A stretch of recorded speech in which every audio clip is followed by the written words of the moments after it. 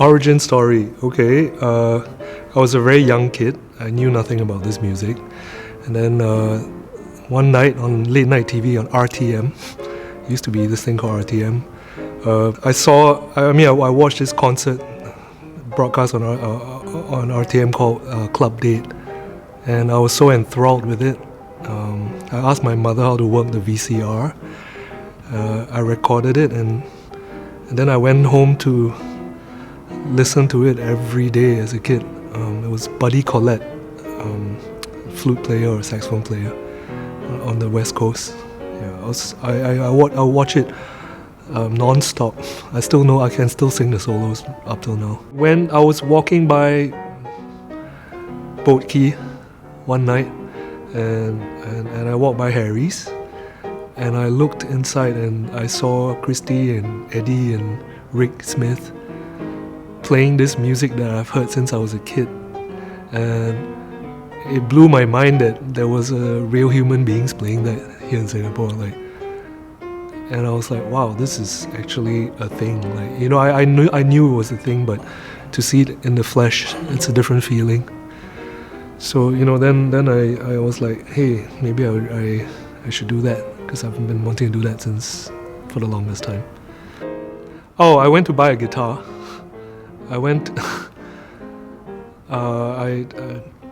There was this NUS Lily Center. I shouldn't say that. No, you should. This is a great story. There was a NUS Lee Center when I was in NUS that did like clinical trials on people. So me and my friend, I went to do this like antibiotic trial and got some money to buy my guitar. That's how I started. And my amp from Swee Lee.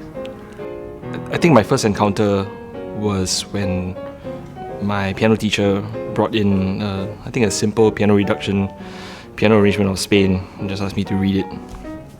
And so when I read it, I found myself playing things that I really liked, but I didn't really understand. So I think that was my first encounter with the music that really made an impression on me. I mean, before that, I'm sure I heard it, but I think it just went past me. So really, I should acknowledge Dr. Eugene Daranathan for that. It was something that I never forgot. So I think from then on, I just became more curious about the music. So I started checking out Bill Evans, and I think when I first heard Bill Evans' solo piano recording, things kind of clicked for me, and I understood intuitively what was going on in the music. I came into jazz by accident. I was pulled by my friend, my very good friend to this day, to play valve trombone at the NUS Big Band. And I did that, and we had a gig at Harry's on Monday. It was a swing dance night, I remember that very well. And so happened that the piano player didn't show up, some kind of miscommunication. Right, so Rick Smith, who was then the band director, was asking the band like, who plays piano, because we really need piano. So I raised up my hand, and there weren't any piano books. So I basically played everything from memory, and was pleasantly surprised that I could do it. And then basically that kind of took off, had a life of its own. I grew up listening to the music that my parents had in the house, and the radio was very pronounced with the jazz station when I was young in Los Angeles, Compton, California. So I heard the sound of it, and Ray Charles as being one of the Duke Ellington and Louis Armstrong, and I was really wild as a young lad.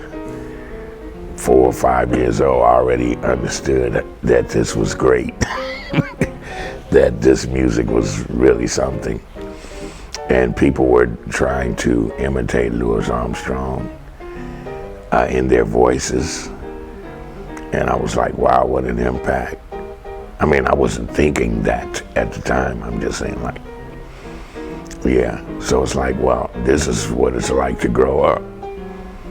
You know, listening to this, something that sort of gave me joy or in my life. You know, my parents used to have like bridge parties or whatever. And the grown-ups would be in there playing cards or what have you, and you could hear Ray Charles' band, 1959 band. And it's just serious music for me, you know.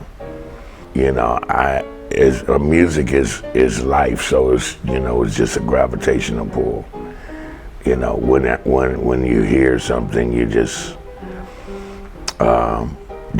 you're a part of it.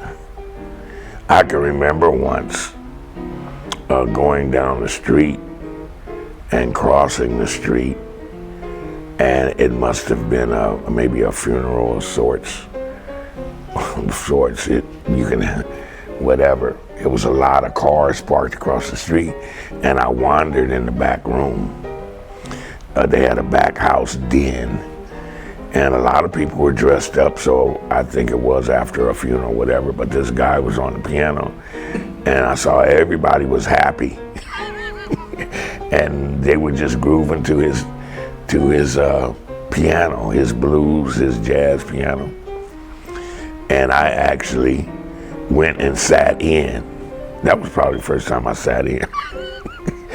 And I played my little Ray Charles, See the Girl with the Red Dress On bass line. I didn't even know it was a blues, but I could play it with two hands. And they was like, oh, look at that little kid go. And I didn't know nothing, but that made me feel a part of something, just that alone. So I would say Ray Charles was probably one of the primary influences, because I think my dad showed me the bass line, and it took two hands to play it, you know. And I used to look through the albums and read the names of the albums covers and wonder who these guys were, because, you know, we weren't allowed to touch the record player. And you know, Wynton Kelly Trio, Art Blakey and the Jazz Messengers, wow. You know, I didn't know that I was gonna be, you know, a part of the legacy.